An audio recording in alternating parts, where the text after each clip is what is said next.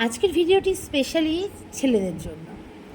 অনেক ছেলেদেরই যারা বিবাহিত তাদের এই একটা অভিযোগ থাকে যে তার বউরা তাদের পকেট থেকে টাকা নিয়ে নেয়।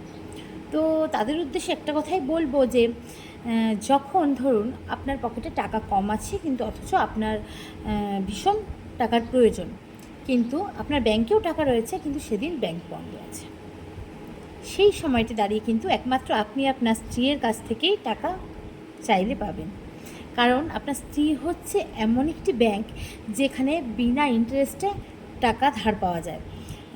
কোনো সরকারি ছুটিও নেই, কোনো ব্যাপার নেই, যে কিনা নিঃস্বার্থভাবে কোনো ইন্টারেস্ট ছাড়াই আপনাকে টাকা দেবে।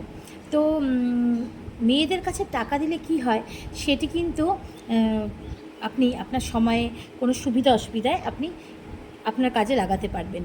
তাই সকল পুরুষদের একটা কথাই বলবো যে এটি অভিযোগ না করে যে আমার ওয়াইফ আমার কাছ থেকে টাকা নিয়ে নেয় আমার পকেট থেকে বা মানিব্যাগ থেকে, তাকে কিছু সম্মানের সাথে তার হাতে কিছু টাকা দিন হাত খরচের জন্য। দেখবেন সে সেই হাত খরচটা করেও তার মধ্যে থেকে কিছু টাকা কিন্তু সংসারের কথা ভেবে রেখে দিয়েছে। যেমন আমি কিন্তু অনেক তাড়াতাড়ি আমার মাকে হারিয়েছি, কিন্তু আমি আমার শাশুড়ি মাকে দেখেছি যে সে কিন্তু সবসময় সব কিছুর মধ্যে থেকেও কিছু টাকা সরিয়ে রাখে ভবিষ্যতের কথা ভেবে, পরে যদি লাগে।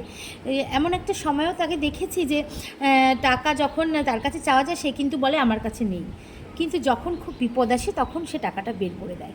তাই সকল পুরুষদের উদ্দেশ্যে একটা কথাই বলবো, টাকা আপনার স্ত্রী আপনার মানিব্যাগ থেকে নিয়ে নিয়েছে বলে এটাতে দুঃখ পাওয়ার কিছু নেই, রাগ দেখানোরও কিছু নেই, বরং তাকে সম্মানের সাথে কিছু টাকা হাতে দিন। দেখবেন আপনি আপনার বিপদের দিনে তাকেই পাশে পাবেন। আপনার বিপদের দিনে সেই তার টাকাটা বের করে আপনার হাতে গুঁজে দিয়ে বলবে তুমি তোমার কাজটা সম্পূর্ণ করে এসো।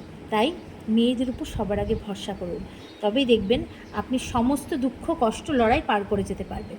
কি মেয়েরা, ঠিক বললাম তো? যদি আজকের কথাগুলো ঠিক বলে থাকি, অবশ্যই মেয়েরা কিন্তু তোমরা লাইক করো, কমেন্ট করো, শেয়ার করো। অবশ্যই যারা ফেসবুক প্রোফাইল থেকে দেখছো তারা আমার প্রোফাইলটিকে ফলো করো, যারা ইউটিউব থেকে দেখছো তারা অবশ্যই আমার চ্যানেলটিকে সাবস্ক্রাইব করো। ধন্যবাদ।